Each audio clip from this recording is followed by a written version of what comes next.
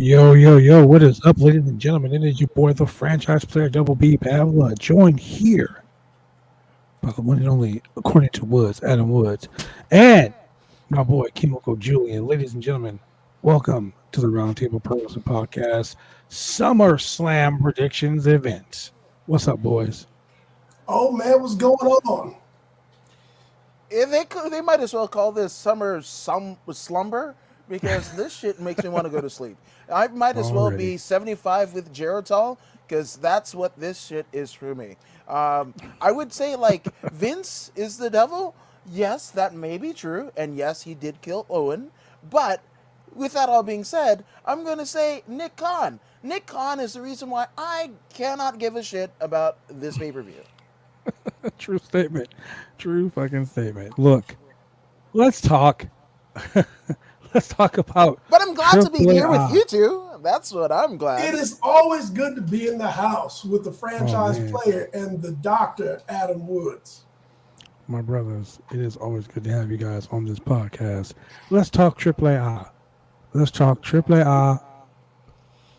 Oh, when you got to the triples, I was like, oh no, that dude might have gotten fired. But anyway, who knows? So once again, I don't know. Somebody wasn't looking at the 90-day clause, 30-day clause in Ric Flair's contract. I'm just saying. That was like a 10-day clause, if you ask me. But maybe that's because he was in Mexico. I don't know if it applies to international law or whatever. Wait, did you say Tinder clause? Is that what? Tinder clause. That's what. Swipe right, baby. Swipe right. I was gonna say, is that how Fifi the maid got to be the one that was left with Rick? I mean, after all is said and done, all 80 marriages. Swipes with 4 fingers. Oh man! Look, ladies and gentlemen. God damn it! Already. usually Julian is Adam with those bars, but you threw one in there. Hey, we might as well be Todd Pettengill and Julian is Sunny because we are fucking Livewire. I'm just saying, not fucking a Livewire. Unlike wait a second, not fucking, but we are Livewires, man. And trust me, my old fans, you will get exactly what you see right now. Mm-hmm. So Saturday, we're talking Saturday, not a Sunday, which is really Saturday crazy for show, WWE for the first time in history. But here's where I'm just gonna start out by saying this. Here's where they fucked up. I was in Vegas until yesterday morning. Outside my hotel room, there's this humongous fucking banner. Manny Pacquiao is going to be fighting on Saturday. At the MGM. Correct. Manny Pacquiao. Okay, let's just lay this out real quick. Manny Pacquiao, one of the best fucking draws in all of Vegas. Why are you going to put him up against? Why are you going to put the WWE up against that? Why are you going to put SummerSlam up against that, knowing that your SummerSlam matches are shit? You already got a shit show, and you're going to show fans a shit show with Manny Pacquiao right across the street. No, it's not the shit show because there's no BS over in AEW, Paul White. But with that all being said, with that all being said, here's the thing. Guess what? Here's what's really gonna happen. Everybody's getting future endeavored. If you're on this fucking card, you're future endeavored. Monday morning, we're gonna see the dirt sheets. AJ and Almas are gonna be future endeavored because they're wrestling Randy Orton. I mean, not to jump into the card too early, but if you're fighting Randy Orton, that's a precursor to that's Pink Slip City. In the road. Hey, stupid! Randy's a contract killer. He's not the legend killer. He's a contract killer. That's right. You want to leave WWE? Just get to a few Randy Orton. You're gone. All right, Ken Kennedy. Well, let's talk. Yeah, exactly. Let's talk about fucking Ric Flair, bro. Like just showing up at AAA, like, hey, what's up, y'all? I'm here. I'm in Andrade's corner. Man, Ric Flair is everywhere. If he's not selling supplemental car insurance, if he's not selling prepared meals, he's down in Mexico in the corner of his future brother-in-law or future son-in-law, and he's popping the crowd. He's Conan in a figure 4 leg lock. Right. He was in the chopping Kenny Omega. You know, it didn't help Andrade win, but you know, still the entertainment factor was still there. Ric Flair to AEW confirmed. But the big thing is Charlotte was backstage. Yeah, Charlotte was there. So here's the thing. Charlotte was scheduled. She was advertised for a WWE show last night in Charlotte, North Carolina. In Charlotte. She was. And they knew that Charlotte was not going to fucking be there. Yet the WWE still promoted her as being there. Hey, 3 words. Card subject to change. 4 words, actually. Well, I get that. I totally get that. I don't even fucking think that. I mean, here you go, right? The underthrows of Mid-Atlantic territory. This is a region of the country, of the world, rather, that, you know, basically supported wrestling for the better part of 50 plus correct. Years, Flair right? country. It's Flair country, and you guys don't get a Flair. That just shows you how little fucking WWE, Vince McMahon, Nick Khan give a shit about you, your taste, whatever. They don't care about even the fucking ratings anymore. As long as they're getting that fucking big-ass contract from NBC Universal, which could be fucking Disney in a couple of years, well, guess what? Everything is hunky-dory. I mean, I'm surprised that WWE hasn't announced that they're going to Afghanistan for tribute to the troops. It's happening. Hey, so here's a question. Who do they replace Charlotte in the card with? Nikki Ash. I'm sorry. Nikki Almost Superhero. So, well, at least they didn't call her a superhero in training, because that wasn't the shits. Yeah, I don't think the Hurricane would have liked that shit with Rosie. At least they didn't make Naomi a superhero, because they would have called her Naomi Ashy. Show me. All right, let's jump into this card, man. Before we get a little too far, let's jump into this card. So here's a match that makes no fucking sense to me, but I'm gonna put it out there anyway. We all know that 3MB was like the big thing back in where the fuck it was. It was Drew McIntyre before he left and came back. The big thing on main events in 2014. They weren't even main event on main event, dude. Come on. Right. So how are you saying they were Retribution before Retribution was Retribution?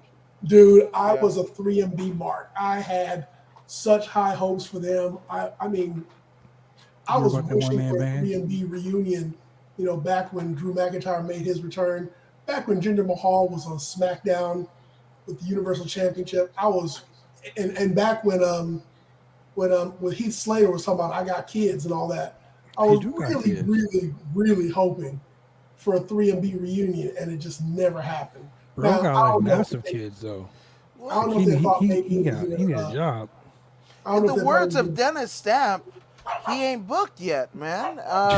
You know, theoretically speaking, right? 3MB is almost on par in terms of WWE success, much like the Shield. 3 groups, two of the 3 guys were world fucking champions. Yep. You know, let's get into it like this. Look, so we got Drew McIntyre versus Jinder Mahal. Now, Jinder Mahal has 2 henchmen. Is it Veer and Shanky or Veer and Stanky? Where the fuck his names are? Veer and Shanky, yes. Veer and Shanky, yeah. Shanky, Stanky, where the fuck his name is. So basically what ends up is they end up trying to break Angela, which, okay, it's a really weird situation with that sword. So you got Drew McIntyre saying that his family, it's a family heirloom, and his family killed the fucking Loch Ness monster or some ridiculous bullshit, and you know that he is like a god, like a god slayer or some weird shit. I don't know. It's some weird off the wall type shit. But the sword is the thing. So last week on SmackDown, Veer and Shanky or Stanky, whatever the fuck their name is, wrestled McIntyre in a 2-on-1 handicap match. That if they won the match, that they would be allowed at ringside. And Jinder Mahal, Drew McIntyre couldn't bring the sword to ringside. If they lost, Veer and Shanky couldn't be at ringside. So here's my question. Why the big situation over the sword? Is he going to stab a motherfucker during the match? Here's the thing: Drew doesn't want the fucking sword, man. Of all the fucking, do you think when he was involved and was like, I'm gonna get to the WWE, I'm gonna fucking become like The Rock, right? Like the fucking former self that everybody saw me in the WWE the last time I was there, or I'm gonna be 2 times that size. I'm gonna fucking fit my big ass 10-gallon head on this fucking, granite body and whatever the fuck, and I'm gonna be champion. I'm gonna be fucking undeniable. Vince is gonna fucking stick me with a sword because it's freaking merchandise. This is the same motherfucker that want Bret Hart to be a fucking cowboy Bret Hart, just so he can sell more action figures. What the fuck, man? Not all Canadians are cowboys, Vince. Not all. Anybody. I mean, what? Brokeback Mountain, right? I don't know. What the fuck? But all I'm saying is, this is the garbage that he fucking shovels with us, and Shanky and Stanky. What the fuck? T-Bar and T-Bone. What? T-Bone. I've got to say here, guys, but between the 3 of us here, we've got about, I'd say, almost 80 to maybe close to 100 years of wrestling viewing experience, wrestling fan experience. Am I the only one here to recognize the fact that Vince and his writers went digging through the crates? They got to the Attitude Era. And somebody came upon Perry Saturn and said, we need Bobby. And they said to Jinder Mahal, well, we can't give him a mop, but we can give him a sword. You know what's funny about that? I've been saying this for like the last 10 years. The WWE recycles so many gimmicks because they think the fans are stupid. Like, oh, a fan isn't going to remember that shit. Yeah, they're dumb. They won't remember anything past last week. That's why their storylines are so shitty. That's why their storylines don't last more than a week, because they want people to believe that they're fucking stupid. Wait, so, you mean to tell me that fucking Shanky and Stanky are Saba Simba of a new generation? Shanky and Stanky, them motherfuckers are just the Bollywood boys on... like they ate the Bollywood boys. They're the Singh brothers. That's all it is. They're the. I think they're supposed to be like maybe be the Indian wild Samoans. They're the Indian APA. That's what the wild Indians. I mean, you could easily argue that the authors of Pain were the new version of the 3-minute warning. Well, that was 2.5 minutes because that's how long it lasted. I'd say 1.8. You're being generous, good God. Yeah, well, somebody's got to. So, Jinder Mahal versus Drew McIntyre. I say Jinder Mahal wins with the help of the Great Khali. Which because would be Yankee, Stanky, and Vanky are at ringside. So wasn't that the guy that took? I mean, Jimmy Smith took over for, right? Isn't that the guy? No, it's Adnan Vank. Oh, okay. Sorry. So let's look at the upside of this match. There's an upside to this match? Yes. Oh, do tell. Do tell. It was going to be a Punjabi prison match. That's what's going to end up happening, bro. No, you're laughing. You're laughing. What's the pay-per-view after SummerSlam? I don't know. Punjabi prison. Isn't it Payback plus? Or some shit? Or is it going to be over in fucking the over in Pakistan, Saudi Arabia? So what if we end up having Drew McIntyre versus Jinder Mahal in a Punjabi prison match with special guest referee the Great Khali? I'm calling it right here. Cultural appropriation. You're gonna put a fucking Punjabi prison match, on a Saudi blood money fucking show pay-per-view, the network event. Which here's the deal. I don't understand it, because you think that the NBC Universal, right, that's the parent company of Peacock Network that owns the tape library, you think they're gonna let the fucking WWE that was just like, hey Trump, let us go the last time around, and grease the palms of the former president? You think like NBC Universal is gonna play that shit? Ooh, okay, it's gonna get interesting. It will be funny. It will. Hey, know what would be even better if all of a sudden it turned out that the real mastermind behind all this was Muhammad Hassan. Welcome back. Oh shit. Okay, so I say Jinder Mahal. What do you say, Julian? Oh, Modern day Maharaja, all day, every day. I'm in his Maharaja. corner. So that's 2 for Jinder Mahal, the modern day Maharaja. What about you, Mr. Woods? Who the fuck cares? Vince killed Owen. Never forget. Well, you got to shit. realize too, Jinder's been on a little bit of a losing streak here, so 50-50 Jinder Mahal booking. might just 50-50 go. booking. WWE's classic 50-50 booking. Okay, so we all say Jinder. Yeah, let's do Jinder. Jinder. Don't hit Now. with the Jinder. In a match that makes no fucking sense to me. All of them don't make sense, B. Part You're 2. going to say that a Part lot 2. this season, but go ahead. Yeah, part 2. The United States Championship match. Now, look, I'm going to say this right here, right now, ladies and gentlemen. Yeah. I'm not trying to be a dick, but it's really sad. Wait, the when- Dicks? They're making a comeback from SmackDown it's really- 2007? Oh, really- shit. It's really sad when you can't remember who the champions are in the WWE. I totally forgot that the U.S. champion was Sheamus. Walter. I totally forgot that Sheamus was the U.S. champion. And for the 2,566th time, he's going to wrestle Damian. He's going to wrestle Damian Priest. Now, Damian Priest was currently involved in a situation with The Miz. Correct. Because he had to get himself over with Bad Bunny, because Bad Bunny is non-talented. I said it, ladies and gentlemen. I said it right here on the podcast. I do not think Bad Bunny is talented at fucking all. Just saying. That's me, and I'm sticking to it. So, with that being said, this is typical subpar booking, redundant, repetitive matches. Everyone has seen this match over and over again. Well, Damian Priest versus... They've already wrestled twice since WrestleMania, and Damian Priest has won both matches. So, if we're talking 50-50 booking, I'm going to say winner and still U.S. champion Sheamus. So here's the thing. You got to remember that. So to piggyback on what you said earlier, up until now, Damian Priest had been feuding with The Miz and John Morrison. And that had just been going on forever and ever. But also He's been before beating that- them every week, so it's not really a feud. Yeah. But before that, Sheamus had been feuding with Ricochet.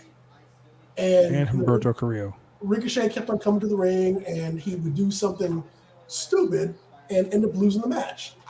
And then all of a sudden, Sheamus did this open challenge for the U.S. title, and Damian Priest decided to grab the brass ring and take his shot.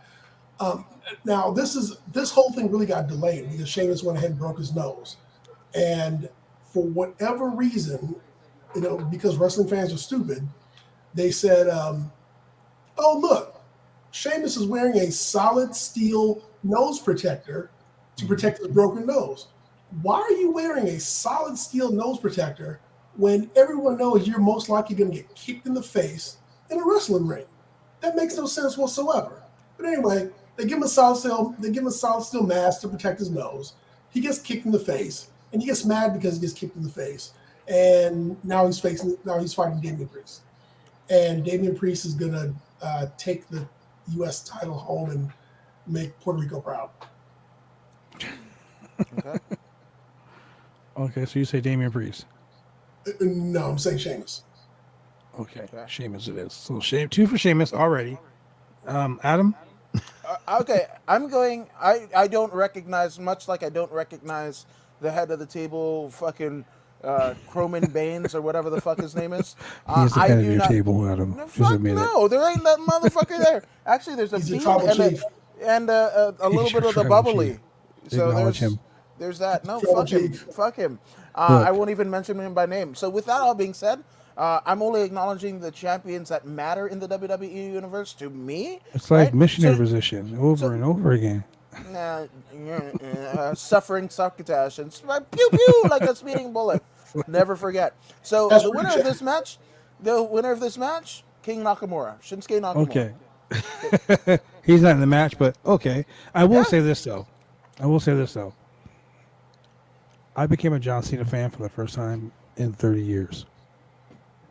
And you 30 guys know years? me personally, I hate John Cena. Ooh, damn. Look, ever since UPW, I was John Cena's last match at UPW before he went to OVW. And John Cena's a fucking dick. Even his dad on the podcast didn't even say his son was his favorite wrestler. Okay, but John Cena on this promo he cut on fucking SmackDown was the best promo ever because he put over Daniel Bryan, he put over fucking CM Punk in the way he was doing these comments, and he was saying stuff like, "You're gonna beat my ass all over this building, and you're gonna beat my ass, and you're gonna beat my ass here, you're gonna beat my ass over here, but at the end of the thing, I just need to be good for 3 seconds. 1, 2, 3. The champ is gone." He blew him a kiss in reference to CM Punk. Yep. So fucking off. I was like, yep, he owned him. He owned, and you can tell he was so like, Roman Reigns was so like shook. He knew what the fuck to say. Hey, he didn't have a seizure. He's got leukemia. They don't have those things. He can't be shook. This fucking guy. Anyway, So yeah, He's just a we guy. say He's just a guy two who for knows. Sheamus, yeah. and you say okay. Shinsuke Nakamura. He's not in the Yeah, match. I'm acknowledging the champions that matter. So my predictions for the championship matches, I mean, spoiler alert, going to be Shinsuke Nakamura. It's going to be Tyler Bate. It's going to be Walter. It's going to be Pretty Deadly, and Miko Satomura. If you guys didn't know, aside from company. Shinsuke Nakamura, it's Wrong the company. NXT. No, fuck it. That's like again. If you guys want to acknowledge Roman Reigns, and I respect that, even though I think it's batshit fucking crazy, I'm going to acknowledge the only motherfuckers that matter in the WWE universe, and that is Walter. the names that I mentioned. Volta. All the time. So no, Walter. you got to go lineal. You got to go lineal. So Nakamura, right, for the U.S. title, Nakamura, and then he'll defend his title with the fucking Rick Boogers or whatever the fuck his name is. Rick And- Borders. Yeah, and then there you go. And long live the king of the fucking mid card, because that's what WWE thinks that fucking Shinsuke Nakamura is. You know what's really Holy crazy? fucking shit! You know what's really crazy? Now that I think about it, The Miz needs to win the Intercontinental title back. No, I know. I see Adam. I understand where you're going with this, but let me explain to you why. Ricky Steamboat. Okay, just think about this. Ricky Steamboat, Randy Macho Man Savage. Okay, Bret the Hitman Hart, Owen the Rocket Hart, or the Black Heart, King Hearts. Yeah. Seth Rollins. Okay. These are all men that held the Intercontinental Championship and made that belt mean something. The Miz. The Miz was a 9-time Intercontinental Champion. Chris Jericho, the winningest Intercontinental Champion in history. If you think about it, the Intercontinental title was the workhorse title of the WWE. Yes, it was. Yes, it was. If you're a fucking wrestler, you didn't want to be the WWE champion because you're going to be a comic book clown. You were the Intercontinental Champion, the workhorse, the guy who fucking built the company on his back. Any one of those men that I say I was the Intercontinental Champion, they made that fucking, even the fucking honky tonk man. Drag the Hammer Greatest Valentine. Continental Champion of all time. As a joke, the honky tonk man still made that belt look good. It's the workhorse title. So with that being said, The Miz needs to get that Intercontinental Championship back, because right now Shinsuke Nakamura just not making the belt mean anything. And No, because who did he Vince beat for the McMahon belt? is racist. He beat Apollo Crews. Who? Right. He beat Apollo Crews. Exactly. Apollo Crews. Apollo Who the Crews. fuck is Apollo Crews these days? Oh, No. wait, He's the champion no, of Nigeria. What has he been his whole run? Again, that's the point. That's the point I'm making. Like guys that won the Intercontinental Championship, they make that belt. The belt makes those people, like, those guys are workhorses. Do you think Nick Davey Boy Khan gives Smith a beat shit? Bret Hart for the Intercontinental Championship, like Cheryl just said. Like those guys that held the belt, like when I said that, like Ricky Steamboat and fucking, like all those guys, Macho Man, fucking those, they were the workhorses of the WWE. That's Do what you Vince think gave it a fuck. fucking matters? Bray Wyatt is a fucking workhorse. Look at all the shit gimmicks. Fucking Joe Hennig, right? They say, "Oh, be like your father, be like your That's father." perfect. Right? You be like your father. He gets up to the main roster. They give him fucking McGillicuddy. You swear you're gonna fault that on Joe Hennig? Fuck you! No, Right. that's Vince. That's fucking Vince dumb shit. Come on, like reject this shit. Do you think Nick Khan he empowered Nick Khan to do the shit that he's doing now, right? So with that all being said, do you think they give a shit about workhorse titles? They give a shit, or even fucking ratings. They don't give a shit about ratings. What do they, they fire the people that we like to watch. They don't push the motherfuckers that Zack Ryder, how long, workhorse titles? Zack Ryder busted his ass for fucking, what, a decade and a half? 10 years, yep, 10 years long in the WWE. To win the Intercontinental belt at WrestleMania for one night. I'm really surprised you haven't mentioned Cesaro. That's another fucking story for another day. I'm not even gonna get on Cesaro because that man is so fucking uber talented, man. Like Claudio Castagnoli, one of the fucking best wrestlers in the fucking world, and a great guy. And such a nice dude. Sells coffee and everything. But of course, Vince doesn't give a shit about that. He wants you to be fucking jacked up, 300 pounds of muscle with 2 wrestling moves, a boot and a leg drop. But yeah, but it worked. But in this day and age, 1982. Let's do it again. Like no. But in this day and age, even Strowman gets that 800 pounds and fucking is 7'8" and whatever the fuck, and look like I don't know, somebody that would hang me, honestly. So with that all being said, fuck. I mean, but even he can't get over. Right? You're talking about workhorses like it fucking matters. It hasn't mattered since Vince went public in 99, 2000? Right? The WWE is a publicly traded stock, right? That's it. Like, it's done. I mean, is the Intercontinental title even being defended on this? Oh show? No, we'll continue with that. We'll continue with that. But the match right here, Seth Rollins versus Edge. This match, the promo work has been strong between both of them. Quality is like fucking there, but the in the ring work, I just don't know, man. Seth Rollins can carry a gang of motherfuckers on his back, but I don't think he can carry Edge right now. Edge, literally, it is now August. Edge has not won a fucking pay-per-view match since January's Royal Rumble. Okay, so here, one of two things are going to happen, right? They're either going to, you just saw, right, the C of the E and C fucking deal. Christian won the Impact title, got probably the biggest pop of his career, right? As a 46, 47 year old, right? Yep. So here's the thing. So that's going to directly correlate to the outcome of this match, right? So either WWE kind of springboards off of fucking AEW and acknowledge, speaking of acknowledging, right? They're going to acknowledge that fucking AEW is competition, right? And New Japan is competition. Shout out to New Japan and the Resurgence fucking pay-per-view. Or, that was a fucking great show. So with that all being said, they're either going to punish Edge, not eggs. They're going to punish Edge for Christian winning the fucking title, or as a parlay of what they did with Christian, Edge is going to go over and whatever. And, you could be somebody who loses a match theoretically, right? And be over. I mean, Conor McGregor is on this. He hasn't won a fight in 4 years. 4 years. That motherfucker, like hand over fist, 8-1 outsells any other fucking current day champion of the UFC, right? So sometimes wins and losses don't matter, and I think it's not gonna fucking matter, right? He can get beat to dog shit, right?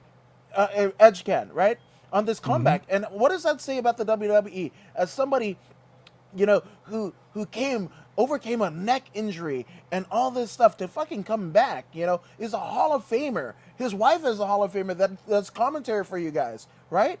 And you're going to beat him to the ground? He's one of your homegrown stars, one of your homegrown icons, and you're going to fucking beat him to bricks? And remember, Edge isn't there to win matches. He's there to put over. He's up there to put over talent. Wait, so I agree with part of that.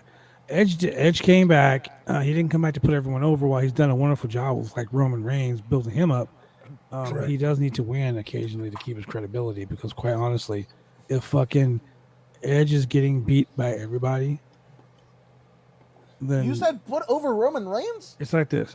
And I tell kids this when they do promos. They come and do a promo. Man, I'm this guy, and I'm fucking this, and this, and I'm this, and I'm gonna beat your ass because you're nothing. You're worthless. You're a piece of shit. So when you win that match, who did you beat? Oh wait, I forgot you beat a piece of shit. So you beat no one. Roman How does Reigns. that build your credibility up? So with Correct. them putting Edge, with Edge putting everybody over, building everybody up. If I beat Edge, guess what? I didn't beat anybody.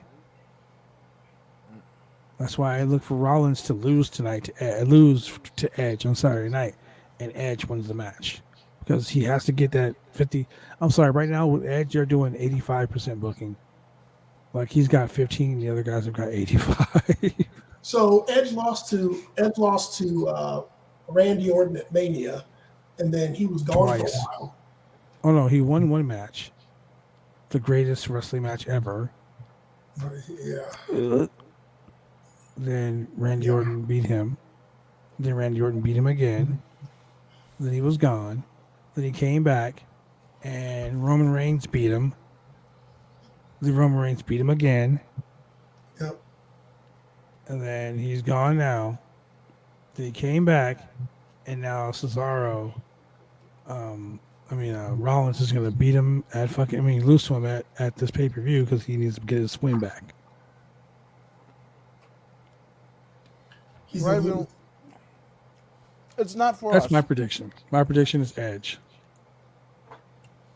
My prediction is Vince doesn't give a shit about us. So, That's not a prediction, buddy. That's the spoiler. yeah. I mean, that's just a given. Yeah, 3-hour fucking Raws. How many?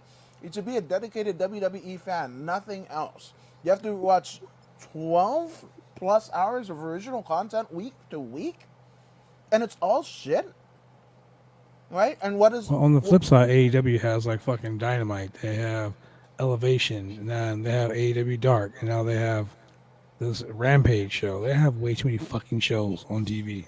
But if people watch it, right? I mean, that's the thing. Like a New Japan show, right? Resurgence here in LA, right? That was a 4-hour plus pay-per-view, right? Fucking a house show of New Japan goes a fucking 8 hours. That's a whole workday here in in North America, right? And people are engaged. They give a shit, right? New Japan, So- AEW can build more stars than the fucking billion-dollar company. That's the fucking. So I gotta say that on the flip side, if you're New Japan and you come to the US every, 4 years. once a year, twice a year, you kind of gotta give the fans a little bit more than what they're expecting because you want to make sure they keep on coming back. I mean, you gotta make your tour worth it and make sure they get their money's worth.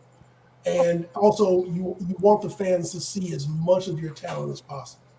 Which, Makes total as a sense. fan, I totally appreciate that. I mean, that's what I want. That's what I'm very happy to get.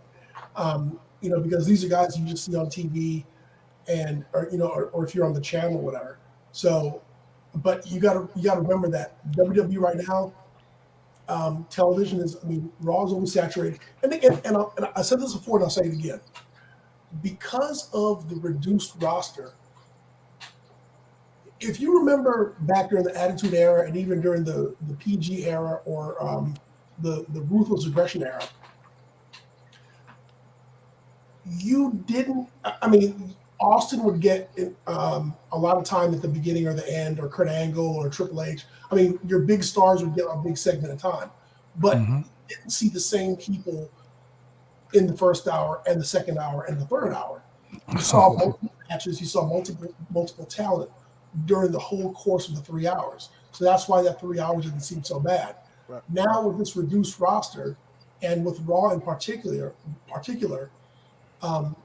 every segment, several times during the segment, they talk about Goldberg. And of course they talk about Lashley. You saw this thing about Randy Orton and Riddle, several times. And then you saw them backstage. And then you saw Omos and AJ Styles, either together or backstage or independently being interviewed. You start seeing. Well, so the problem with that, Julian, is they only got 12 people working there now. Yeah, and so because of the reduced roster, I mean, and because of the reduced roster, you're only going to have so many people wrestling each other so many times. So you're going to have Drew McIntyre in this one feud, in his interview segment backstage, and then talking to his opponents backstage, and then a clip from last week, and a clip from the week before that, and then some history of the sword, and then they face off later on that same night. And I get it. In WWE's mind, this is keeping the fans aware of what's going on and aware of the characters. But we're not that stupid. I mean, we know what's going on. We know the storylines. You know, if you really want to keep our attention, I mean, let's put it like this. In the last year, I can tell you that I have not sat down and watched all 3 hours of Raw. And the reason why is because I know that either during hour 1, hour 2, or hour 3, I can leave, I can go walk my dog, and I can come back. And during any of the segments that I do happen to watch, I'm going to get caught up on or be made aware of what happened last week and what happened this week and not miss out on anything in between. It's not compelling TV. You don't even have to record it or watch the replay. All you have to do is watch the 3rd hour and you'll know what happened in the 1st and the 2nd hour. And there's nothing compelling to really watch because, number one, I mean, here's the thing. I've never sat back and been like, oh man, I'm so sorry that I missed AJ Styles bust out a power driver. Oh man, I'm so mad that I missed that surprise run-in by so-and-so. Oh man, I'm really sorry that I missed that really good match between Ricochet and someone else who really could wrestle. Oh man, I'm really upset that I missed that backstage vignette one time with that one person who was really interesting and they only got interviewed that one time during the show. I mean, it's repetitive. I mean, if they really want to make it interesting, I mean, hell, NWA Power, 1 hour. Everything you see, everybody like one time. It's an interesting show. They close it, they go home, and you're like, I want to tune in next week. You said NWA Power, dude. The Rampage show was an hour, and they had 3 matches, 3 backstage segments, and that show flew by. Yes. Like, it flew by. It was so fucking good. It flew by. And anybody who can be like, oh, fuck, AEW sucks. That show, that 1 hour show was better than 3 hours of Raw. Oh, yeah. Even like, remember, the reason why you used to look forward to Saturday Night's Main Event is because you had your 3 or 4 matches. You know, they were each condensed into the little time segments. Of course, the guys on the mic would give you a backdrop of why this match is happening, what led up to it, you know, what the feud is about. But that was it within the segment. Now, at the beginning of the show, everybody had their promo, and then you went boom, boom, boom, boom, boom, and that was it. But you didn't have Hogan doing the promo at the beginning, and then Hogan, you know, coming in on the mic immediately, and then Hogan in the middle, and then Hogan talking after somebody else's match, and then Hogan having his match. You know, you had, I mean, they're really having like ADD with these shows where they just feel like they have to really remind you constantly about what's going on with everybody. Once again, it's because we're all stupid. I mean, we can't remember what happened 2 hours ago. if you want to keep people's attention, if you want to give them a reason to watch and pay attention, then make it so that I better watch this, otherwise I'm going to miss it. Well, that makes it too easy. And, you know, we all know the WWE is not making things easy for anybody. Let's do this, ladies and gentlemen. We're going to take a quick break, and we'll be right back with more of the Roundtable Pro Wrestling Podcast. And we're going to talk about a match that may or may not happen this Saturday. We'll be right back. Drive me insane! All these rules are lame, have been taking all the fun out!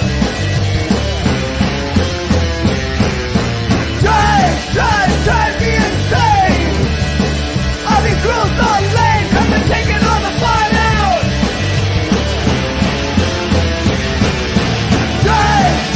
Drive me insane!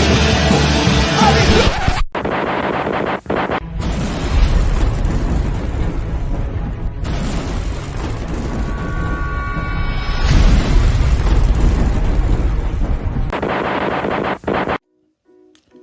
you want to get your hair cut, you go get your hair cut right. You head down to Big D's Barbershop. Big D's Barbershop, Vancouver, Washington's best and brightest. 1019 Main Street, Vancouver, Washington, where you can go get your hair lined up, cuts, fades, shampoos, conditions, and all the great things that go with supporting a local barbershop in a local business area. You can also reach them online at www.bigdsbarbershop.com. Go get your haircut right.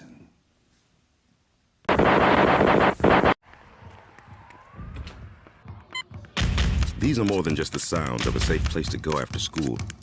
These are the sounds of interest being ignited and of mentors making an impact. At Boys and Girls Clubs, we don't do just one thing. We do whatever it takes to meet the needs of every kid who comes through those doors. Because whatever it takes is what it takes to build great futures. Great futures start here.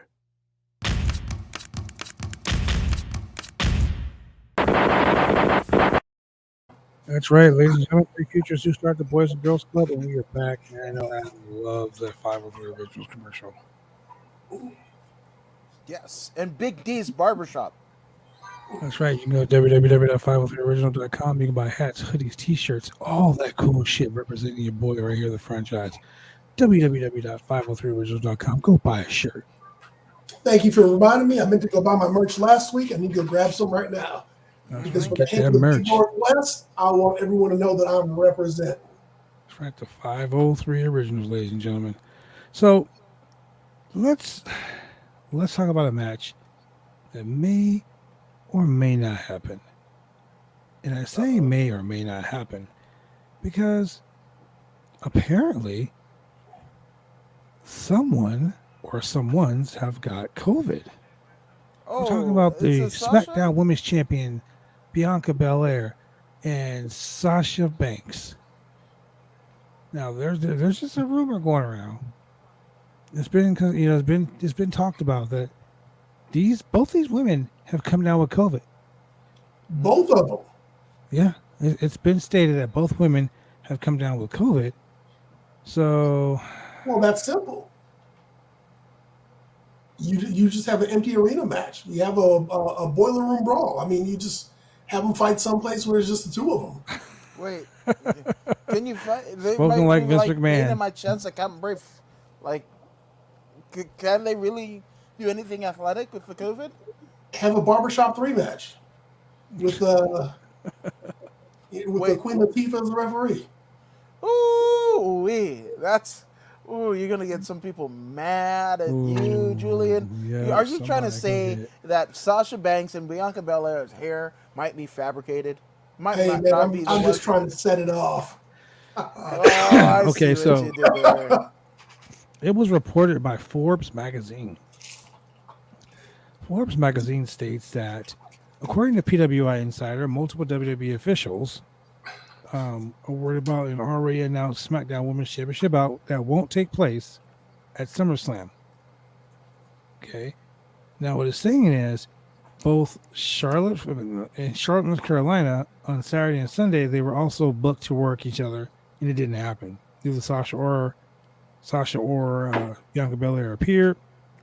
Rumors are that it's versus due to unforeseen circumstances. But the rumors were also said that both Sasha and Bianca Belair and their spouses. Sasha's spouse is actually a wardrobe designer, Yeah, Correct. seamstress in Giraffe WWE, Yeah. and everyone knows Montez Ford is Bianca Belair's husband. That both of them are also under quarantine because of the whole situation. So there She might must not be a drinking some SmackDown Red Women's title match. I mean, it looks like there might not be a SmackDown Women's title match, but if there is,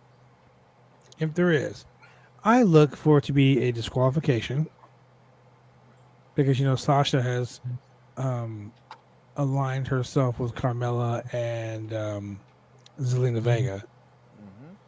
Are Who, they in the my new opinion, she's one of the people? fucking women's tag team belts because those belts don't mean shit right now. Adam, I wish I could have got a picture of your face right now. Yeah, I know. It's pretty trash, is what I'm saying. It's just. Yeah. It's the beautiful brown. Oh wait, you said Carmella. Well, she's kind of tan, so. It's that new what was that group Sasha was in before? Oh, PMB or something. Pretty Mean Team Sisters? Bad. No, Team Yeah. Bad was Oh, was it the one with the what is it? The sorority sisters? with Is that Naomi in it? it. Ooh, don't go there. Don't get the deltas of the AKAs on your back. Get them tri-delts pissed off at you. Shout out to my girls, the tri-delts at Cal State Long Beach. That's right. Big brother to the tri-delts. Anyway, I look for the match Sasha wins the match by disqualification. If it should happen. Because they shouldn't put the belt back on Sasha. They're not going to take the belt off Bianca. So A COVID on a pole match, bro. Come on. club That's some quarantine Vince match. McMahon shit. It's gonna be a club quarantine match. They're gonna have it like, Yeah. you know what? So I was gonna make a really bad apartment wrestling joke here. This is not the Attitude Era with panties and bras. I mean, John Laurinaitis is back, ladies and gentlemen, so that might happen. And those are the comments of Julian and Julian's alone, not of those of the Roundtable Pro Wrestling Podcast, ladies and gentlemen. At some point, I guess they're gonna have they're gonna have Bianca, stop wearing that long braid hairpiece, so Sasha can't choke her out with it, and stuffing it in her mouth.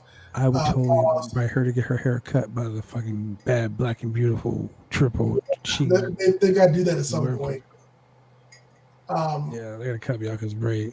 But I can see you Sasha out. Girl, I snatched your weave. Yeah, she's got to put it in her hair. She's going to wear it around too. She's got to whip it. But yeah, so club quarantine match. You know what? I'm going to say that Bianca Belair is going to win. I can see a DQ, but I think they're trying to ride with her. So I'm going to say maybe she'll get the 1, 2, 3. Okay. When Bailey, Bailey's not due back for like another 6 months, 8 months. I mean, look, I've been a professional wrestler for a long time, and I've injured myself quite a few times over the last 29 years. When a doctor tells me I'm going to be out for a specific time, that's one thing. But for a doctor to say specifically, you are going to be out of business for 9 months. How long does it take for you to have a baby, ladies and gentlemen? Oh, wait. 9 months. I don't know, All of a man. I sudden. mean, so how long has Becky Lynch been out? A little over 12 months. A little bit over a year. So, I mean, I don't see. I don't want to go too far into it.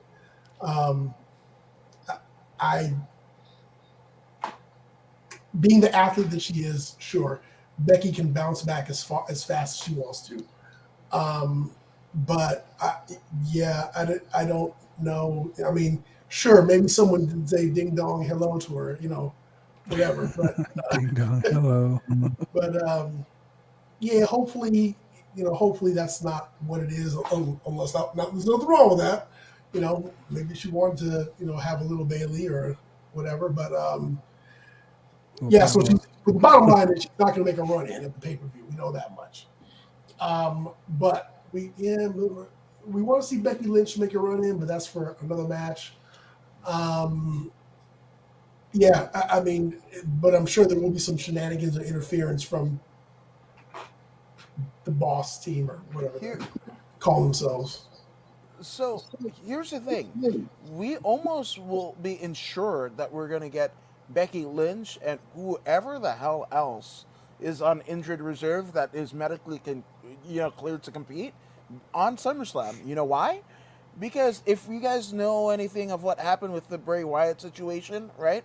Because WWE, man, they're be a star, right? He got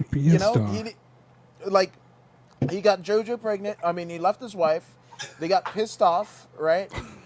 Because she wanted to know his earnings. She thought he was fabricating his earnings, in the divorce settlement. So she had to subpoena, and they on record. And you know how WWE and Vince don't like to go on record with jack shit, right?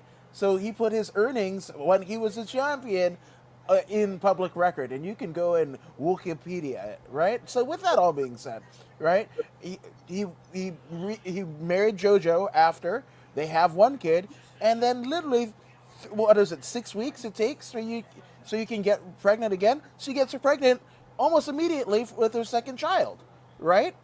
And he needs time off for that. And he was also one of the few people within the wrestling industry that knew what was going on with Brody Lee, John Huber, Luke Harper, right? He knew like 25 days before. And he was at the Mayo Clinic along with Xavier Woods and Cesaro and a couple other people, right? So again, asking for time off, right? And so all of these things. And when he from what I understand, when he showed up to Mania, he wasn't in the best shape, right? That's why they did the whole gimmick and whatever with him in a box, because he wasn't in the shape that he left the last time we saw him on TV, right? So But with they that put all Goldberg in his fucking gym, his coach, his basketball coach shorts. well, but I mean, just another look. So what I'm trying to say is, right? If Becky or anybody else that aren't under, are medically cleared to come back and they don't show up on the fucking show, they might be featured endeavored in the next couple weeks.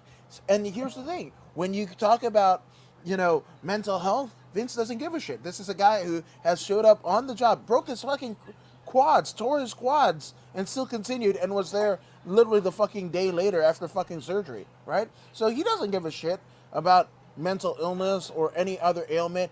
Fucking Z-packing Punk's ass for his shit in the fucking ring. He doesn't give a shit. He really doesn't. So again, we will get a fucking Becky Lynch return because her job depends on it. So, Adam, you dropped the ball. So, number one, you talked about JoJo getting pregnant, and you completely missed the whole "let me in" joke. Exactly. Number two, you totally skipped out on the whole conspiracy theory of they fired Bray Wyatt, but they didn't fire the Fiend. You know what's gonna happen? You're gonna hear this, Adam. It's gonna be like, we're here. And also, when we You see what he did? and third of all, hocus pocus. I'm so sick of this fucking WWE product. I'm sorry. Like I don't want to be on this podcast like, oh, I'm an AEW guy and I'm just gonna put over AEW because I saw some shit AEW did and I was like, that's fucking stupid too. I mean, everywhere has, like, I don't get Moose in Impact. I absolutely don't. I like Sami Callihan's presentation in WWE, even the fucking dumbass hacker gimmick I was in. He's a fucking trash wrestler that fucking caved the fucking head of Eddie Edwards. Like, what the fuck, right? I don't get fucking Marco Stunt. I don't get, who else? Oh, Brian Cage. There's people in other, New Japan. Who's the guy with the fucking question mark on his fucking head? Oh yeah.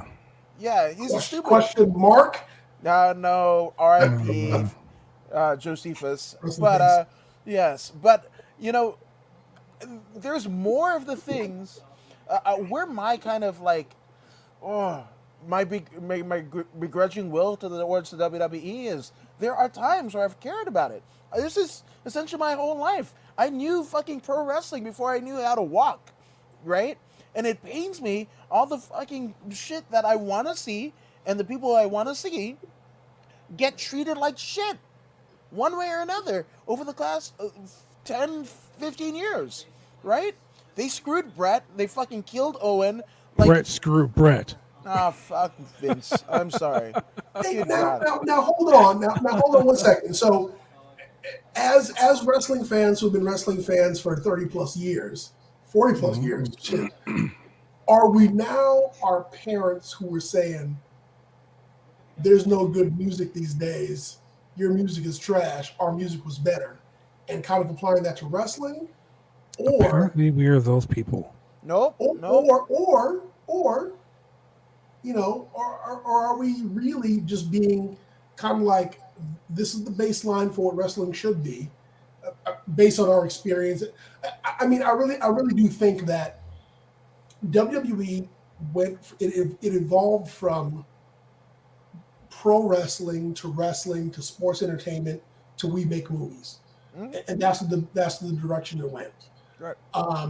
Everything else has been we want to be pro wrestling and preserve pro wrestling and be wrestling. However, a lot of guys want to sprinkle a little bit of the entertainment in there because they know it draws the crowds in. You know, they want to sprinkle in the ha-ha. They want to sprinkle in, you know, some of the goofy stuff to bring in the mainstream crowds.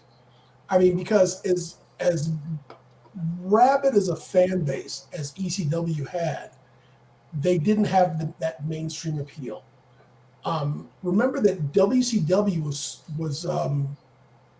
selling out huge arenas. And they were selling out they were bringing in like ridiculous college age crowds and, you know, like this ridiculous numbers of I think the 18 to 49 demographic, because they were appealing to, I mean, with the NWO and the anti-hero, and, you know, they did their own version of tits and ass, and, you know, they had some of the silly gimmicks, and, like, you know, Hall and Nash were so cool and all that. And then, of course, WWE at the time had the tits and ass, and of course you had Austin drinking the beer and The Rock calling people Rudy Poo candy ass and all that.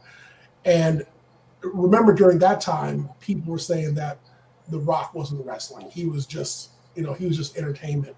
And so, I mean, wrestling kind of goes through these ups and downs, and there's these pieces of it that, I mean, for example, I mean, as much as we love beautiful Bobby Eaton, a beautiful Bobby Eaton is not going to get over today like he did back in the day. Even a Tully Blanchard, as much as we love Tully Blanchard back even before he was a Horseman, and as great as his gimmick was before he joined the Four Horsemen, would not fit in with the wrestling of today. Now, it might fit in an NWA Power. It might fit in a Ring of Honor. But in terms of the mainstream appeal, which is what which is what AEW wants and what everybody else wants, it might not fit in there. So, I mean, all that to say, WWE as a product is not wrestling or professional wrestling. It's entertainment.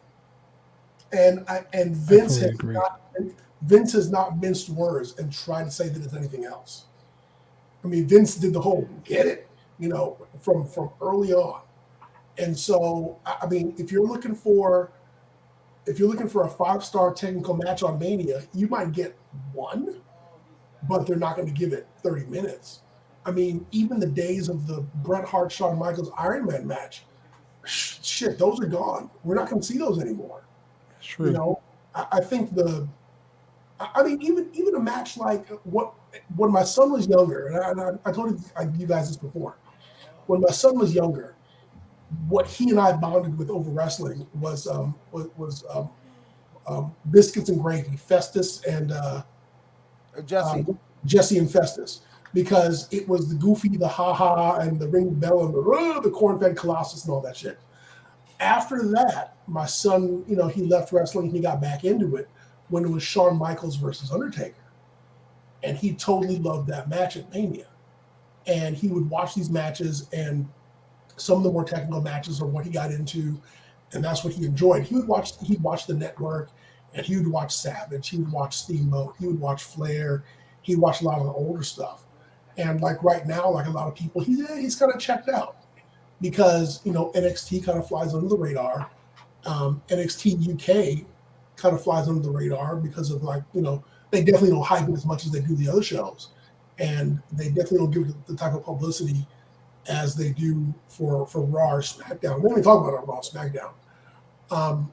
And for anyone who wants to watch like real professional wrestling, you really need to go to the indie circuit. And that's why I talk so much about supporting the indies and getting out and watching these independent wrestlers put on these really good matches and getting out there and busting their asses, because the bottom line is when they do make it on TV, half their moveset's going to be gone. Yeah, no, I do concur with what you're saying, Julian.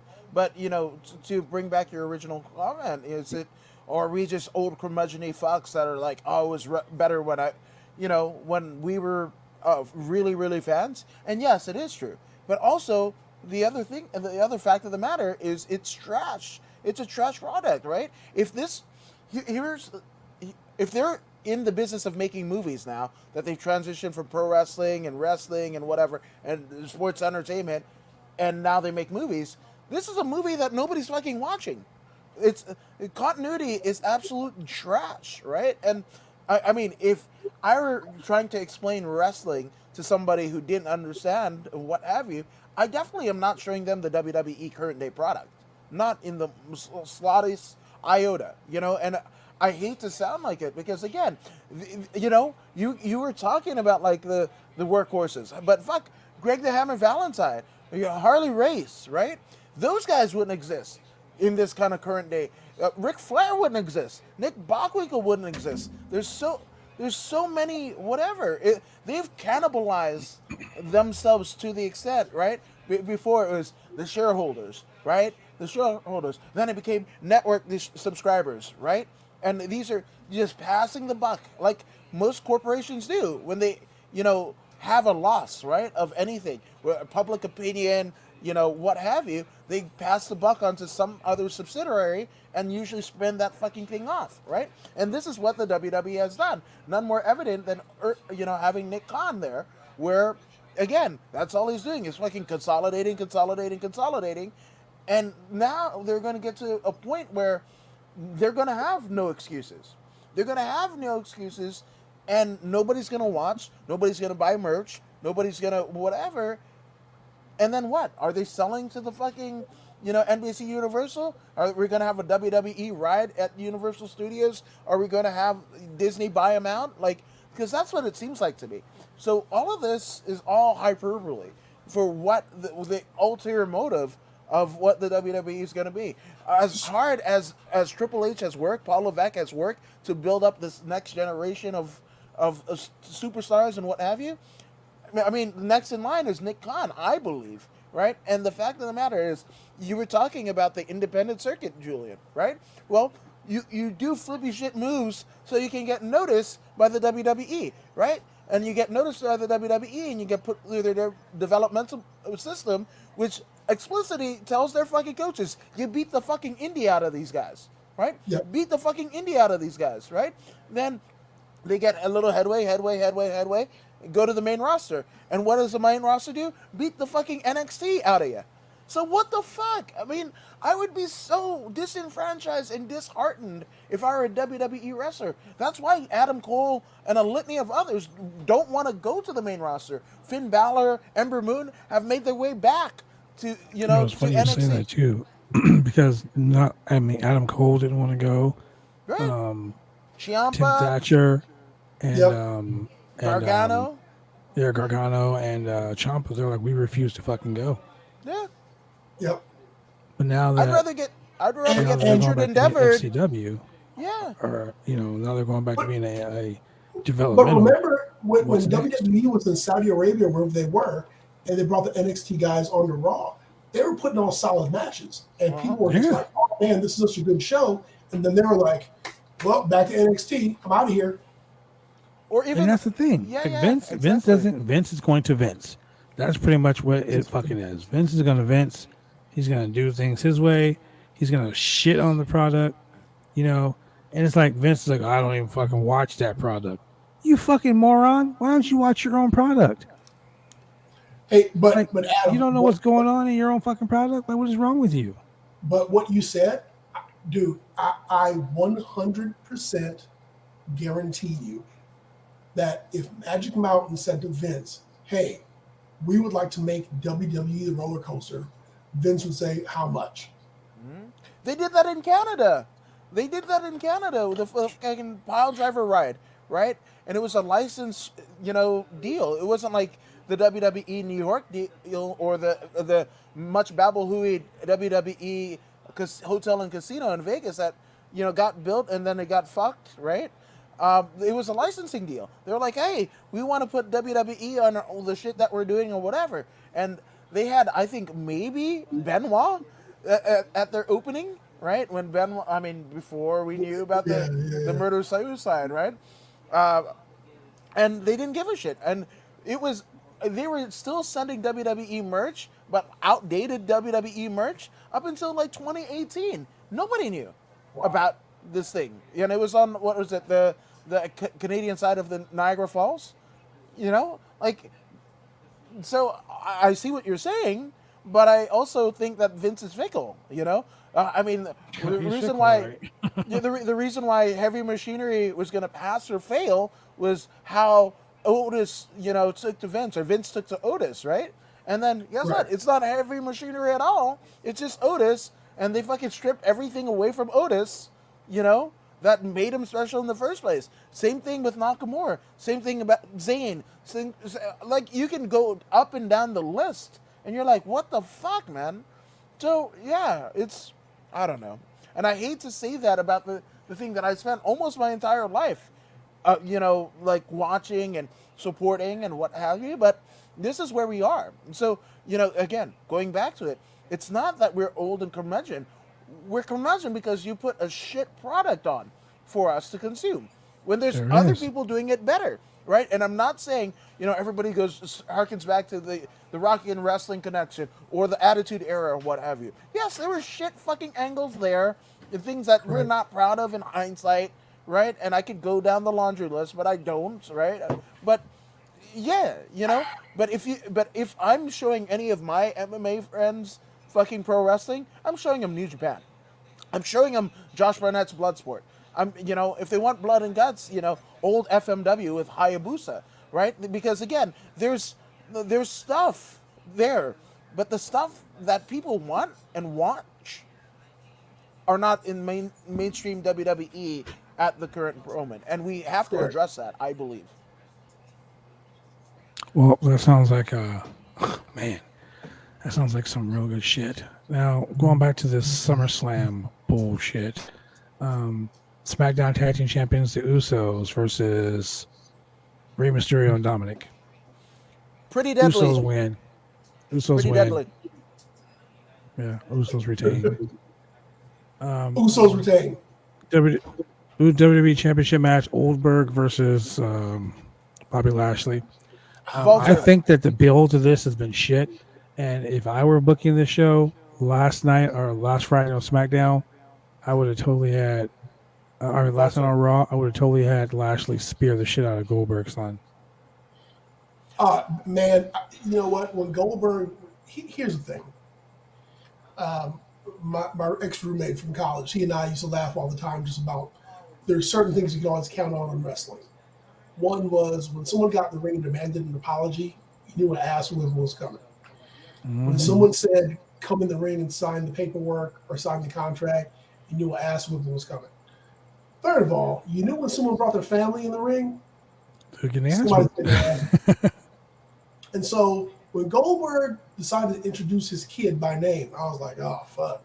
This kid's about to catch a beat down, you know, because this is going to, you know, kid catches a beat down. It's going to be the thing where MVP holds the kid down and Lashley just like stomps the shit out of him, whatever. And, you know, or Lashley holds Goldberg back while MVP stomps the shit out of his kid, whatever. You know, it gives Goldberg just a lot of heat, just a reason to be really pissed off in this match and couldn't save his son, yada, yada, yada. There's that, I mean, they're doing the fucking Dusty and Dustin fucking gimmick with Goldberg. Let me get this straight. Goldberg and Goldberg's son. What? And they just did it with the fucking Mysterios. Like, again, they're rehashing storylines. Right. But again, they make movies, right? And that's what Hollywood does. Is they fucking. Why did we get another new fucking? Movies. Why did we get a new fucking Suicide Squad? With recasts aside from fucking. I almost called her Alfie Woodard. Whatever. Viola Davis and some other person were the only two mainstays. Whoever Harley played it. Rick Flag. Right. So it's just. Well, and Harley.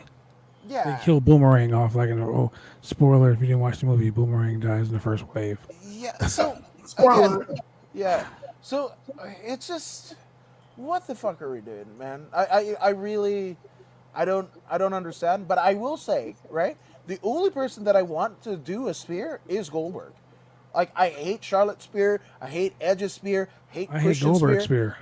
No, No, Look, I'll tell you this right now. That's the originator. That's just like saying, "Oh, you hate Arn Anderson's Spinebuster." That's the no. originator. No, You know, that's like the thing saying of beauty. that's like saying you hate Jake Roberts' DDT or fucking Greg the Hammer's, fucking elbow. Like, no. Don't say that's sacrilege. The first time we got introduced to the spear in the form that we all know and love, and now is in infamy because fucking 110. I think didn't fucking Leon Ruff use a spear? Fucking right. So My again, boots way more than Leon Ruff. So with my girlfriend Big Red right here way more than Leon Ruff. Right. So what I'm saying is, I'm giving credit where it's due, right? And Goldberg has the most fierce spear, right? Not Roman, and I'm not saying it because I don't like Roman Reigns. I'm not saying, and if you notice, I say Roman Reigns. I'm not saying about Joe Anawahi. He's by all intents and purposes, good dude. Beat fucking leukemia. Shout out to Joe Anawahi. Roman Reigns is the fucking drizzling shits, in my opinion. But also, suffering succotash to you. Yeah, but again, Goldberg is the only one that I will acknowledge as the fucking originator of the spear, right? So is Goldberg at your table? No, fuck no. He's banging the fucking locker in my damn, this thing here. Well, he's in the PE locker room. Here's the thing.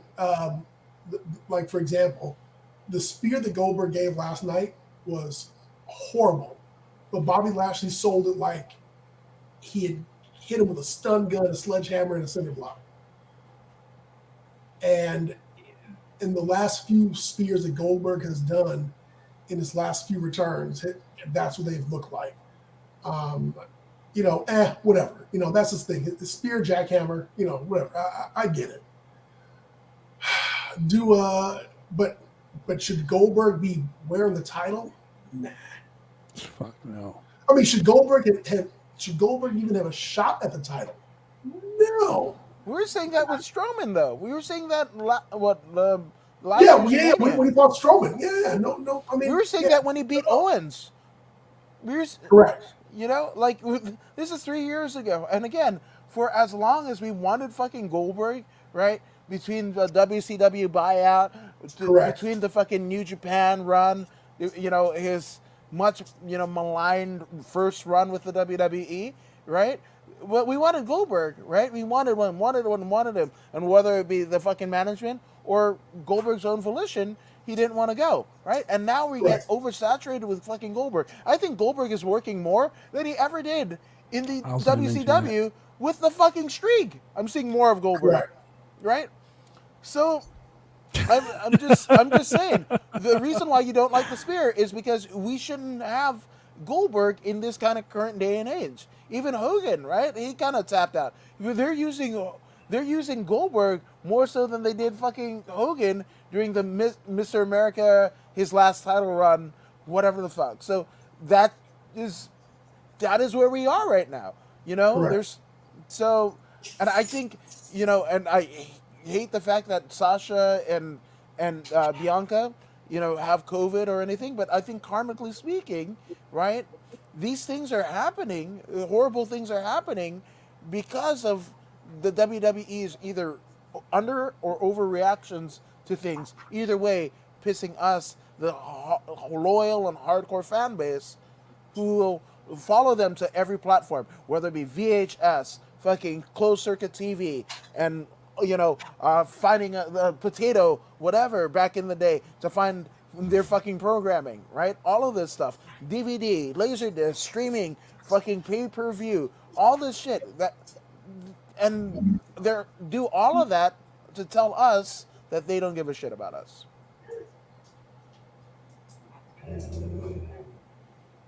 Oh, nothing? Man, I shut it down. Was that a mic drop? Oh, God.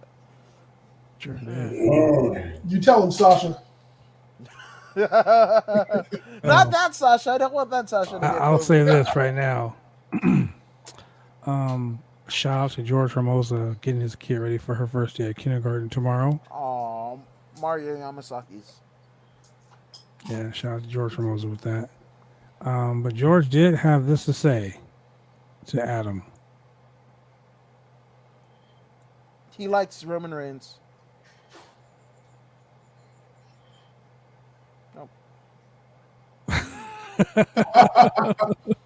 I miss you, George. I hope you and your daughter are well. Happy first day of school, girl Hermosa. Let me send this picture to George Formosa. Just Mahita, just have a great first day of school. Your daddy loves you. He's a great guy. And if you guys have wrestling friends in the play yard, tell them to subscribe to Daddy's podcast, The Wrestling Chatter, where they do an XPW show with none other than XPW luminary Chris Kloss on the YouTube. So I'm just saying. But so yes, my bad, because I did say his daughter, and he has a son. So my bad. Ooh. Hey. Oh, You're gonna man, get I'm canceled. sorry. You dead named. Ooh. Oh, my bad, George. George Formosa is in the room. He's in the room. Adam Woods has an amazing shirt. Again, George Formosa. I might be George Formosa's number one George fan. wants it. I'll give you the shirt off my back, but I will not acknowledge Roman Reigns. Dude, he says, look, join the... God damn it. We wanted Shout out you here, to George George. Formosa. Thanks for making our night, George. So, with that being said, I say, as much as I hate to say this, and I really hate to say this, Goldberg's over. I What do you mean, think, Julian? The almighty Bobby Lashley retains. Almighty Bobby Still, Lashley. Your WWE Or as Nick Khan calls champion, him, Bobby Ashley. Bobby Ashley. or what did the fired writer? Yeah, the Bobby commentator or producer. Yeah, Bobby Oh, Ashley. his name yes. is Bobby Ashley. Yeah, that's right. His Bobby name Ashley. put lotion on. Yes. So here's the thing, right? So, is that theoretically speaking, is that the main event for SummerSlam? The biggest event of the summer? No. The biggest event for no, summer no. is your boy, the tribal chief. Oh, Versus John Cena. okay. So here's what I think, right? Because this is a pretty lackluster card for me, even with all the WWE production packages that they're gonna do, right? But with that all being said, I think this is a chance to bring in one Brock Lesnar, right? Because there's history. I mean, assuming that there's still like history in the WWE of pro wrestling, because you're the guy that you faced at Mania 20 and got booed out of the fucking ring. I mean, out of Madison Square Garden, right? That guy, right? And what was Bobby Lashley's, intentions for coming back, right? He wanted a title run, and he wanted Brock, right? face So Brock. he's got the title run. We haven't seen Brock in a bit. But Well- wouldn't they save him and Brock for Mania? They would save him and Brock for Mania, but the way things are going right now with the mask mandate in Vegas, I was there yesterday, and there was a Raider game on Saturday. I've never seen so many people wearing masks coming out of the game. So if they're wearing a mask inside the Allegiant Stadium, Yeah, they're not then returning to live. SummerSlam is Yeah. going to be all masked up. And Vince doesn't like it. Vince doesn't like to be Told what to having do. people wearing masks seen on TV, because Vince is a piece of shit like that. So anyway, Adam, you say you want Brock Lesnar to come back to face Bobby Lashley, so Bobby Lashley's winning. so Lashley's winning because this is the only thing, and this is also one of the only things. For me, Bobby Lashley has been underwhelming. Right? I mean, Yes, very. I'm talking his entire career, right? Because this is the guy that nobody wanted Vince McMahon to see because he would be pushed to the moon. Vince McMahon saw it, we got pushed to the moon, and all we did was get a fucking ECW title run, right? And think of all the transitional champions since that run happened all the way to now, right? And then also his run in Impact Wrestling was underwhelming. He was the guy that you wanted to get behind because the WWE screwed him and whatever, and didn't give us the Bobby Lashley presentation or whatever, right? His TNA run was underwhelming, and he was aided by one MVP. Which, does that sound familiar? and he comes back, and they give us some bubbling fucking promo about his sisters and his eyebrows. What the fuck is going on with Lashley's eyebrows? He got it at the 99-cent store. It's weird. It's fucking weird, right? So it's not wrestling. It's about movies. It's about making moments. Again, and this is nothing, no disrespect to Lashley himself, right? Because there's, you kind of don't, if you look like that, you kind of don't have to talk, right? Like, honest to goodness, look at Strowman.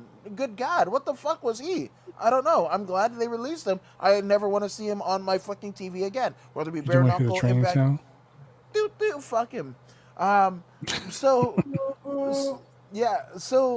I think the last kind of vestige to kind of rehab Bobby Lashley, where he's in the conversation of one of the all-time greatest WWE champion. I mean, they're already calling him Almighty, right? Is give him Brock. That's what you pull the trigger here, because you might not have Brock for Mania. Right. Let's say if we go to 2020 all over again, New Zealand just shut down because they had one single COVID case, right? So if we get a rehashing of 2020 now, you wait till Mania. Oh, that worked so well with Cody and Dustin, right? No, didn't, right? Worked so well with Punk getting a main event run at Mania. Oh, didn't, right? It'll work for Daniel Bryan. We're going to beat him, and then he's going to come back and whatever. Oh, that worked so well because he fucking got concussed trying to get to where he fucking ended up going. My God. Talk about going into George Hermosa's ideology of missed opportunities. The WWE is king of missed opportunities, right? Why we never never got a proper breakup of the Hart Foundation, Jim and Brett, right? Like they just do this shit perpetually, right? And yes, they're great, but also not so great, right? So I think in the eyes of the fans, if we get, I'm not saying Brock and fucking Lesnar is going to set the world on fire in terms of match, workmanships, but I think that on a promo is very fucking WWE. Both guys have MMA legit fighting backgrounds, right? Lashley's undefeated. Brock Lesnar, a former UFC heavyweight champion. I think that's the perfect match. Fuck, you get, even if you do it in fucking 3 minutes, right? There you go, on that fucking poster, Lashley, Brock. And that sometimes should be... WWE can print money with stuff like that instead of leaving it on the table. But 100%. Correct. 100%. But that's what I deal. So I think Lashley for sure. Now, we talked about this a couple weeks ago about the Money in the Bank situation. I told you guys, in my opinion, that the Money in the Bank was a piece of, it was stupid, and it was worse than the King of the Ring. Who was the men's Money in the Bank winner? Big E. Okay, so Big E still has it. He's doing whatever. He's not going to cash in. But Nikki ASH. Nikki, almost a superhero. The stupidest fucking name in professional wrestling. She's almost a superhero. Almost. Nikki ASH, almost a superhero. That's what they say every time. Like, okay, we get it. So Nikki, as the WWE Women's Champion, cleanly lost to both Charlotte and Rhea Ripley several times. Her gimmick is that she's almost a superhero, and that people can do. You can do it if you have faith in yourself and you have trust in yourself. You can do it. You can win the big championship. Fatu make her a difference. Look so fucking stupid. Say it again. Said Fatu make a difference. Yeah, exactly. They make her look so stupid as a women's champ, though. It's like, okay, so let's say for instance she lucked into the title. Give her a fucking clean win. I don't know what it is about that red belt. Because at least the SmackDown belt has a work rate behind it. The fucking Raw Women's title, they bury the fuck out of it. Like someone just gets a golden shovel and just pours all over the belt. Because they need to make it a shiny penny like the fucking tag belts. When Asuka was champion, they just treated it like it was nothing. Correct. You know, the only belt only means something when Charlotte has it. Rhea Ripley came up from NXT, won the championship at WrestleMania, and looked like a fucking idiot. All the way around. So so this triple threat for the Raw Women's Championship, I really don't care who wins. but everything is pointing to Charlotte Flair once again. Well, going back to, the fucking Charlotte situation, right? And I'm talking about Ric Flair's from Charlotte, his daughter's fucking moniker is Charlotte, and they from Charlotte, and you had advertised for Charlotte that Charlotte's going to be there, and she's in fucking Mexico, right? So that's just it. So what happens to fucking Nikki ASH in front of a live crowd? They shit all over it, right? And rightfully so, because, I mean, if you, again, all of those things, right? Ric Flair was made in Charlotte. Your fucking name is Charlotte, right? Ashley Flair's WWE moniker is Charlotte, right? And you advertise her. It should have been a homecoming, and you get Nikki ASH. They're rightfully going to shit all over it, right? So they didn't set themselves up for success. This was like dead in the water.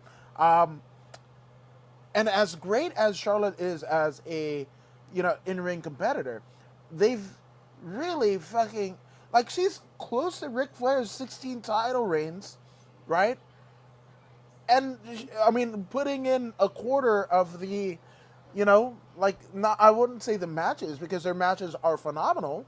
Pardon the pun, AJ Styles, but they're great. I mean, she's probably one of the best in-ring performers that there ever has been. I thought it was hyperbole when Ric Flair was saying this, way back when she was in developmental, right? But it is absolutely true. She's way more athletic than Ric. She's better than Ric in every way possible, right? So, but the thing is, she's become this, like, Charlotte gets the title.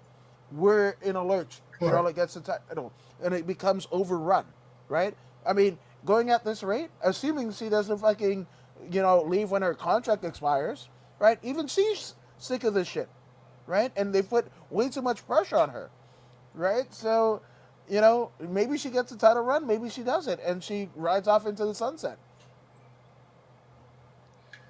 Yeah, my beef with Charlotte has always been, I mean, as a competitor, she's fine. She puts on great matches, but man, I get sick of them just always slapping the belt on her, and she had this thing where she had this streak where she had never lost in a pay-per-view, and it was just, once again, just the, she's Flair's daughter, she's blonde, and she just gets to win all these matches. And it really just, she'd be gone for months and then just come back and whoops, slap the belt on her. And it really became, I mean, yeah, she's a heel. I get it. She's a heel. And when she has the belt, she claims that she's the greatest champion, and she's, and she's the person that made the belt and all this, and she runs her mouth. You get sick of hearing her say that, and, she's a heel, and that's how you're supposed to feel. I get it. But it's also this idea that, here she is again. Yeah, people are getting tired of it. Eventually it becomes go away heat versus just regular heel heat. So in this matchup, and once again, your NXT call-up is getting buried. Rhea Ripley gets the title, and it's like hey, cause of celebration. NXT call-up is, getting a chance to shine. Not really. It's all fucking ridiculous, man. And that's the point I'm trying to make when it comes to the WWE and their pay-per-view shit. Like, every fucking show, it's the same thing over and over again. Like Roman Reigns did the whole promo about the missionary position and it being boring. The missionary position is the fucking WWE. It's like 2 pumps, the game's over. Yeah. Like, seriously. Like, this is like a long distance relationship with somebody that lives, let's say, on the East Coast. You live on the West Coast. Guess what? You ain't getting shit. Same thing. The WWE is shitting. We ain't getting shit. We're over here thinking, oh, we're going to get something new. Oh my God, we're going to get something new. Nope. We're going to have the same fucking 6 matches. This pay-per-view, we'll have them on the next pay-per-view and the fucking we'll next have them on Raw the next night. Correct. And Raw and on SmackDown. And you know what? Vince might create another fucking show just to fucking counter program AEW. Let's do this. Let's counter program AEW. Let's put the same 8 guys in the same fucking match every week. Like this, I'm telling you, it's SummerSlam ridiculous. It's so SummerSlam ridiculous. SummerSlam. What do they call it? Revenge. Yeah, SummerSlam SummerSlam Revenge Tour. Revenge. SummerSlam, the sequel. This is going to be the lamest party of the summer. That's what this shit is. Yeah, no, 100%. You know, and we haven't even If got this to is how it's Roman going to be, I'd Reigns. rather sit in my house and not watch anything. Like you guys are having, I was going to talk to you guys about doing a live reaction show for SummerSlam. Thank God I'm wrestling Saturday night. Thank God I'm actually going to a show where fans aren't going to see the same fucking matches every week. Yeah, I know I'm not watching, especially more. I think I'm watching Pacquiao. Like that's what I'm doing. I don't. I couldn't be more disinterested with this fucking show, man. This is the worst, you know. And a lot of people shit on fucking Bret Hart's run as the champion, right? And said they had the shittiest draws and buys and everything. I don't know why. Like, why, you know, Roman is kind of, you know, heralded as he is, because the houses can be good, you know, and lest we forget, before pandemic, you know, they were filling up only 30% of what, 8,000 seat arenas? Not even like the, you know, what they would in their heyday used to consider C arenas, right? Amphitheaters, if you will, right? And they were only doing 30% capacity. Like half of the fucking arena would be tarped off going into for this. just for the TV. Right. So with that being said, COVID was actually the best thing for their live attendance, right? Because now you want it. But there's going to be a point where the novelty of being back to a wrestling show post-COVID is going to wear off, right? And there's another company. There's a few companies that are running, much like the one that you're wrestling for on Saturday night, Bad Blood, that they're doing it better. Defending the OIWA North American Championship, ladies and gentlemen, National Night Out. But anyway, look, this podcast, ladies and gentlemen, we come on here and we want to talk about the show and just offer some real insight and some real like truth. And as you can see, we're not pulling any punches. It's ridiculous. Like, I feel bad for fans who have to watch. Like, for instance, John Cena versus Roman Reigns. The main event, Universal Championship. Roman Reigns versus John Cena. John Cena wins, 17-time world champion, right? Now, here's the thing. Ric Flair left the WWE as the 16-time world champion. The longest, the most championship reigns of any man in professional wrestling. So what's going to happen? Vince McMahon is going to be such a dick. He's going to be like, fucking Ric Flair, you left my shit? Hey, John Cena, I'm going to put the belt on you for one night. 17-time world champion. I say it's John Cena wins the Universal Championship. Okay. And they did something very similar with The Rock because there's a champion, you know, John Cena's in the new fucking, what is it? Good God. Suicide Squad. So whatever obligations he still has to make with that movie, or whatever movies he's, you know, scheduled to premiere after it, he has a title. You know, it adds prestige to the title. Just like Bad Bunny took the belt to fucking the Grammys. Right. So, yeah. So there's, oh Jesus, it's just rough, man. It's kind of rough.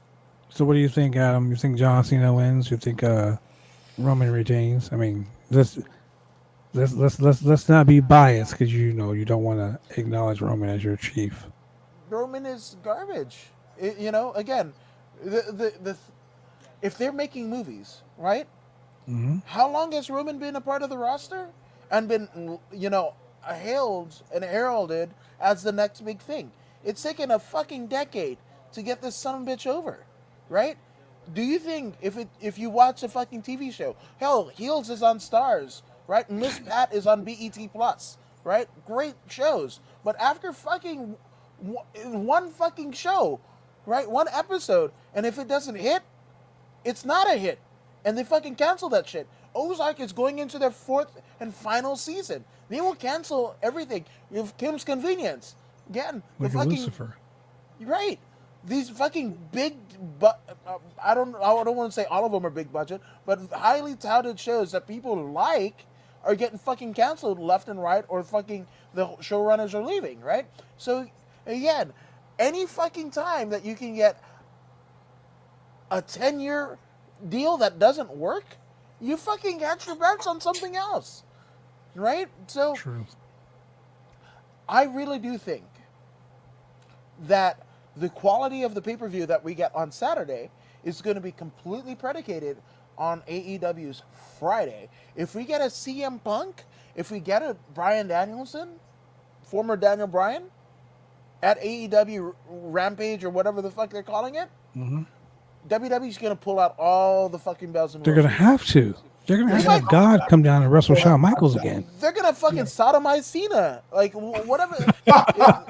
It's going to be fucking wild and weird. But it's gonna be something so great that it's going to make the fucking, Vince loves when, the pop culture lexicon is suddenly enamored with wrestling, right? That they're getting full-page ads on websites and papers and they're the toast and the talk of the town, right? So they're, if the returns to wrestling or debuts for AEW are as star-studded as us kind of, armchair quarterbacking it will be, then we might get a phenomenal fucking show for SummerSlam. Or they can just do, because again, AEW is not competition to the WWE, and we could have Park Horse and the same fucking shit that they probably have penned right now for SummerSlam, which would be underwhelming. Well, they just do that plan rather than having Vince, up until the time that show starts, fucking writing the script. Look, we all know that Vince tears the scripts up like fucking 5 minutes into the show and restarts them over again. It's been toted and talked about constantly on podcasts all around the world. So with that being said, ladies and gentlemen, you know our opinions, you know what we think. If you're going to watch the show on Saturday, good luck. Excuse me, good luck. Because at the end of the day, it's going to be a clusterfuck.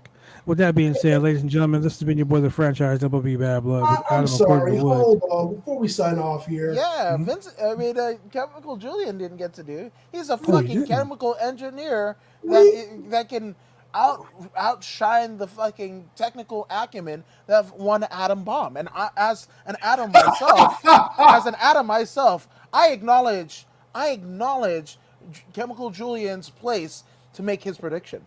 So you're saying you're acknowledging Julian? So first of all, we know Roman Reigns is going to win because he is the tribal chief. He's the head of the table. Oh, but did we skip over Alexa Bliss versus Eva Marie? Yes, we didn't skip over that because guess what? That match is going to be on the pre-show. I believe that. And I'm calling for an 80% chance of Hocus Pocus. 80%? and so earlier on when you said this match makes no sense and this is bullshit, that should have been at the top of the list right there. Right. And you said Hocus Pocus, right? So man. I think they're going to do everything in their power not to put these two. Again, you said it. Eva Marie and your post Bray getting fired, Wyndham Rotunda getting fired on Alexa Bliss at Allegiant Stadium, the Raiders Stadium, brand new stadium in fucking Vegas, right? So they're gonna try everything in their power not to get, because obviously, just like her first run, Eva is not up to snuff with her wrestling prowess. We might get a stadium stampede match. We don't know. Yeah, but it's not going to be at the stadium. It's going to either be a pre-tape if it is in the stadium. It's either going to be pre-taped or, they do it backstage, because it's a fucking stadium. But, yeah, I mean, it's going to be on the levels of, not even with the creative juices of what we saw with Bray and Cena at 2020 Mania. But again, you don't have the brilliance of one Wyndham Rotunda behind it, so it's going to be dog shit. if you want to make me happy, then what's her name? The little doll should make Eva Marie disappear. Yes. Yes. Have her pop up, drag her into the Yes. ring, and just have her Yes. be gone. And wink. Yes. And wait, Yes. Yes. Okay, ladies and gentlemen. Once again, we're sick and tired of the WWE, so we're gonna sign off. for your boy Adam Wood, NXT UK is where it's at. my boy right here, Chemical Julian. I am in the franchise, and thank you for joining us here on this special edition of the Roundtable Pro Wrestling Podcast. Tomorrow night, join us for the tea that will be spilled as we discuss the rise and fall of 3-2-1 Battle. Trust me, you're gonna want to watch this show. This is going to be the show that end all shows. We're talking about multiple men on the Speak Out movement. It's going down tomorrow night, 8 p.m. Pacific Standard Time on the Roundtable Pro Wrestling Podcast.